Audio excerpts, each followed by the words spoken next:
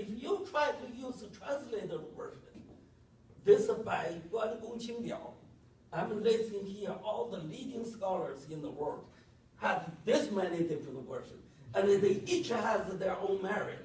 And obviously, you cannot choose simply one over the other and use that as the reference guide for people try to find that article, because the different library may enter totally different.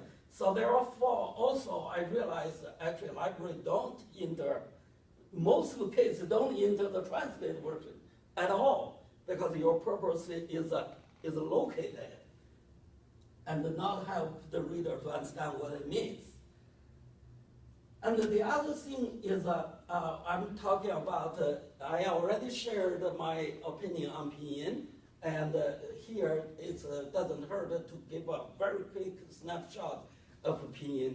And pinyin obviously is started just 1 year after the People's Republic of China was established, and a leading scholar, Zhou Wang, was in charge for the phonemic side of the Chinese language, and then there is a whole bunch of other people in charge in simplify the Chinese character in order to help in the education and fighting illiteracy.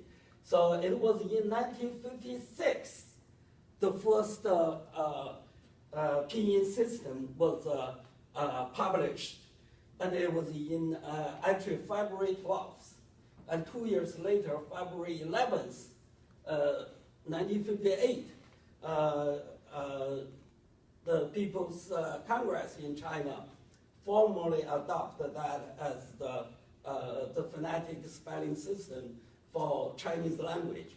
And then further flip forward, in 1982, the World Standard Organization, ISO, formally adopted pinyin as the spelling system for Chinese language. And just 4 years afterwards, United Nations formally adopted this system.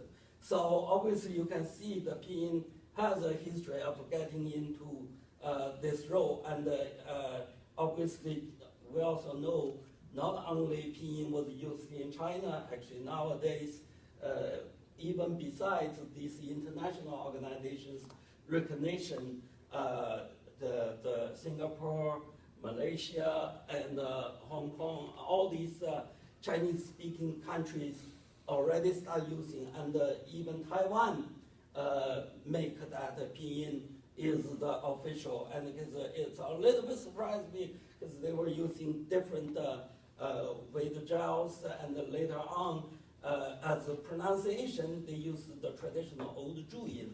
So now, even Taiwan uses pinyin. So obviously, pinyin already have a foot, and it's despite I didn't like it a whole lot. And now I will have to say, the reason I didn't like it is pinyin uses quite a few Latin letters that is not innately pronounceable for the Western speakers. For example, like the C, the Q, and the Q, they have no clue, and the X, they have no clue how to start. They wouldn't remotely guess close enough to that. So that was really one of the big shortcomings I didn't like. And the other one I didn't like is it's unidirectional. That means that you can get all the Chinese text into pinyin, but you can never get it back accurately. Nobody is capable. If you got a large volumes, it's hopeless. And the phonetic focus also, pinyin was invented to help pronunciation. It never intended to use as a written system in a paper form to express. But now it was forced to use, so it's coming with a lot of baggage.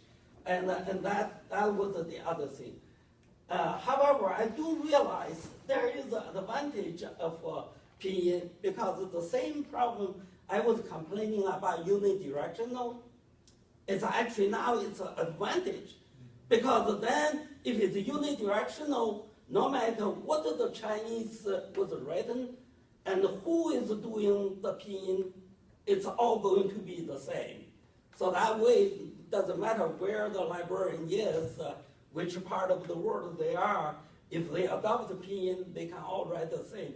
And you know, Taiwan's Zhuyin system of with Zhao, you can see the Hong Kong people or Taiwanese people, their name for the same consonant, they may spell totally different. So it's not a united, so pinyin has this advantage. And usage of Hanzi, we also realized nowadays a publication, and probably all the librarians realize too, it's not everything just on paper anymore. And you cannot forget the importance of internet web searching. So therefore, we have that in mind, not only convenient for our readers, because our journal has an online version too.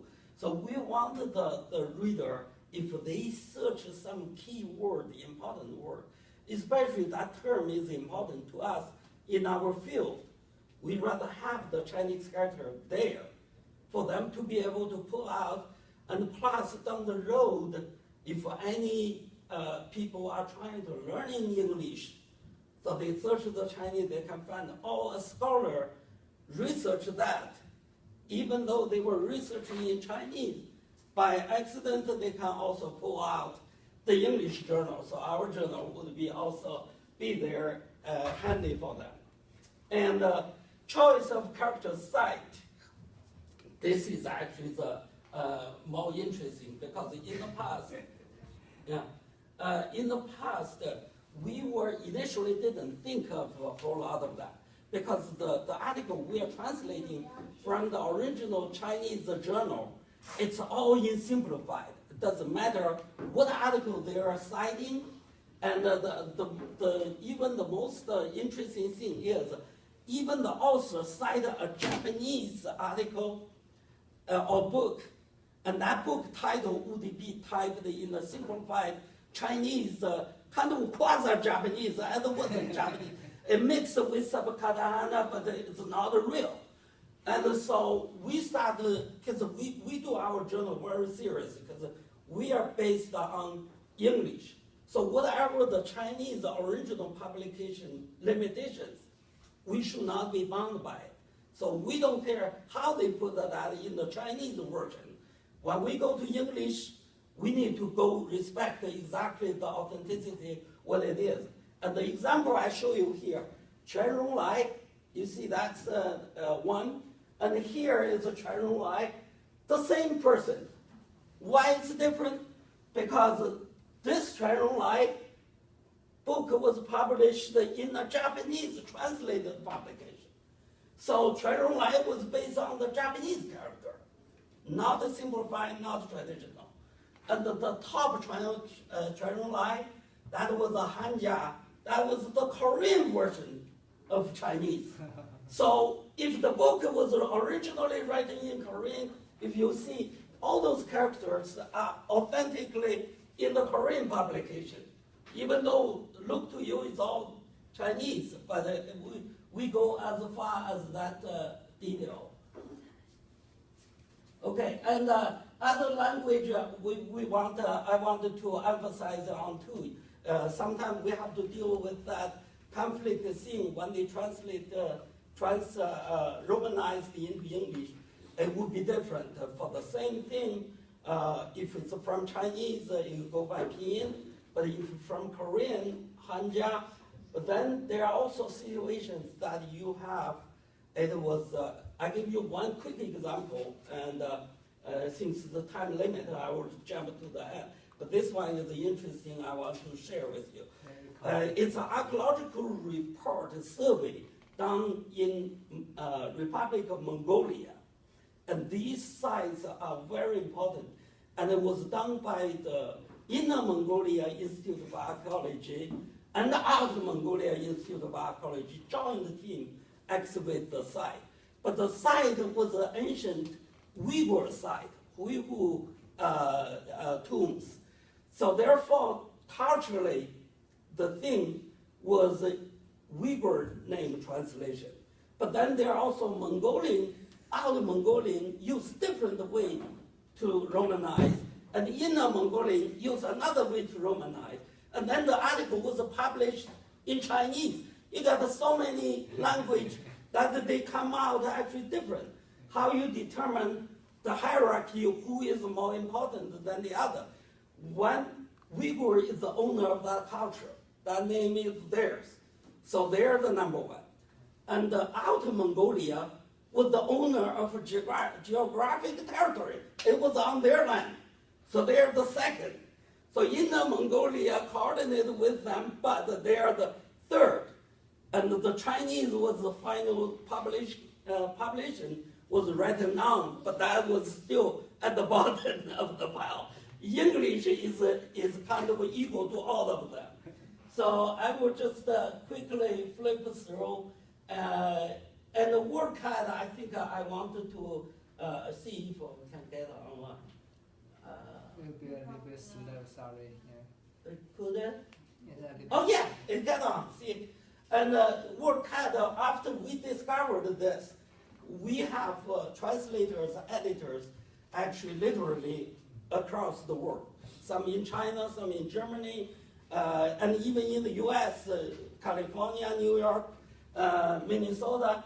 So what we did is we created a shared login. And then the first person started piling this reference cited part would actually, oh, it shows here but not show there. What's going on? I see. Well, once you have a shared, we create a list. And the first person create a list under the article he or she was editing. And then everybody else can see. He found the Emory article from this list. And then the next editor don't have to do the search. They can just immediately go to there. But therefore, there's a lot of them actually has different interests and causing conflict information, and we will have to make notes. The first editor say, hey, this one, the title is right, the publisher is right, but the year of the publication is not what our author quoted. Then this other one, the day is right, and then the author may not be the same. And so we will have to make a good judgment and leave a note for the next editor, say, hey, what do you think? I think this one is over the other. So this is very interesting and very helpful, but it's also very challenging. We were frustrated about the WorldCat, but we love it too. It's given us so much convenience. And let me just skip to, we often actually consult with a lot of experts in different language, and especially how to Romanize Mongolians. And here I want to share a fun. You see here the Chinglish translation, and would you want to enjoy a Chinese song? That's interesting.